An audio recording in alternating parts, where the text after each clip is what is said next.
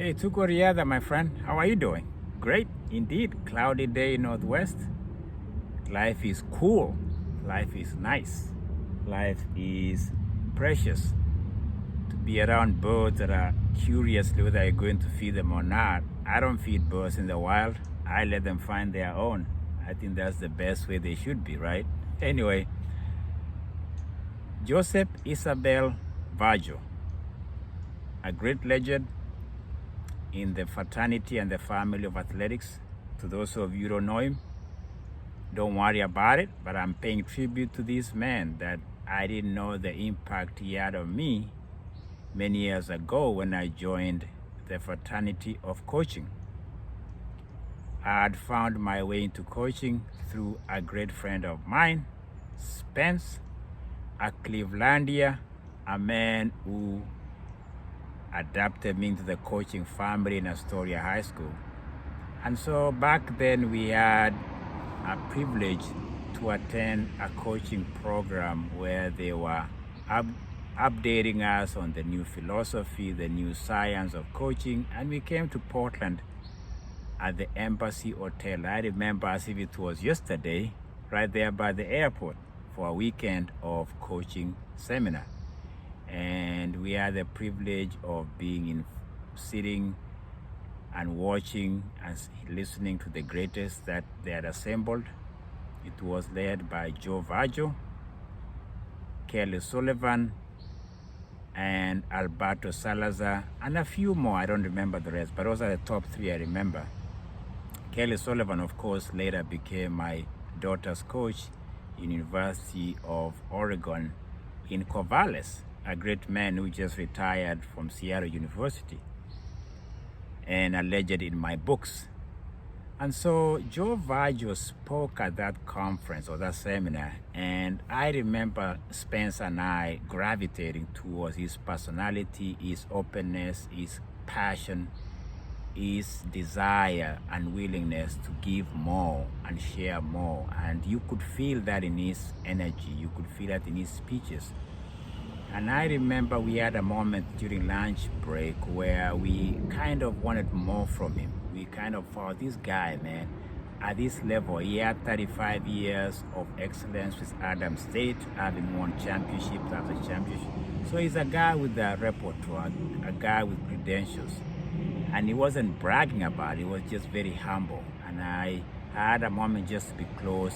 I had a close encounter with him. And later I was just more curious because I think later he was asked to give more of the speeches. I think people wanted to hear more from him.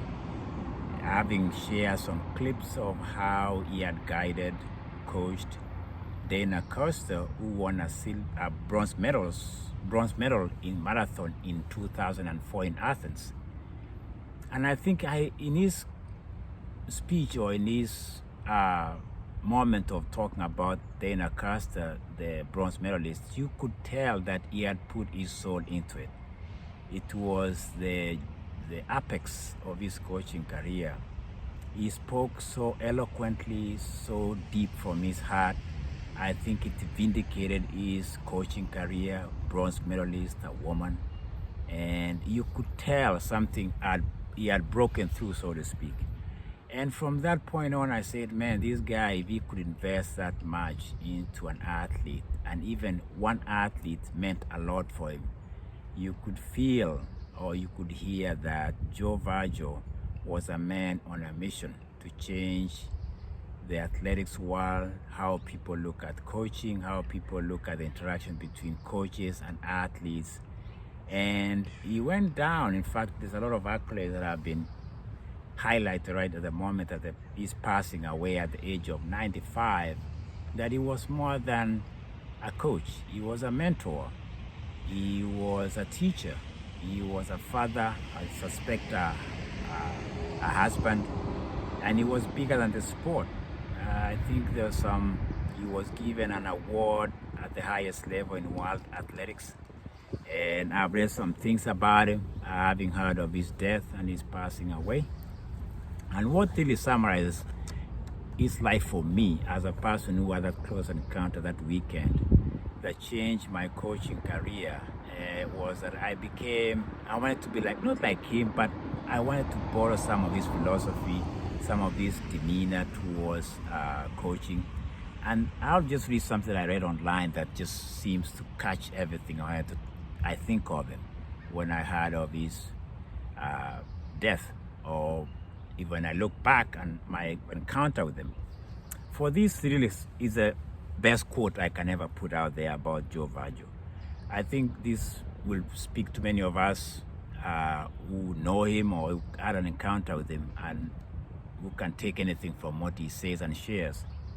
From the beginning of his coaching career, Vigil was active in sharing his knowledge of expertise with others.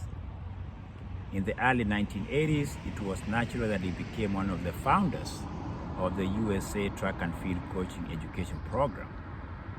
He was a natural educator, gifted with an emphatic manner that was always encouraging, empiric manner that was always encouraging. Over a year of 50 years period, thousands of athletes, coaches were educated and mentored by Vigil. It was a short weekend to me, but that was as good as it gets for me when it comes to people I look up to. I think Joe Vigil, I wish I might get his book. There's a book he wrote. I found out about it when I was reading some things about him online. I think there's some things about him that some of us will keep in our hearts, in our minds, in our soul as we celebrate his life. Life is an encounter. You have this moment, they're almost spiritual. You don't even know how if spiritual they are. But for me, I've always said there are very few people in this world who have impacted me, from friends that I've spoken about who embraced me in the coaching world, like Spence.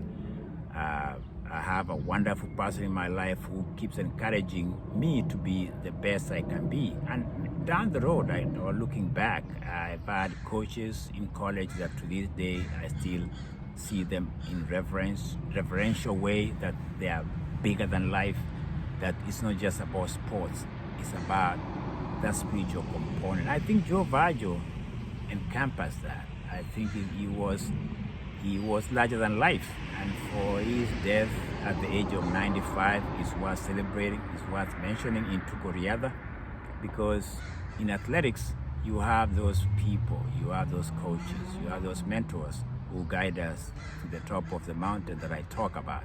Well, Tukoriada, a tribute to Joseph Isabel Vigil. They call him Joe Vigil, at the age of 95.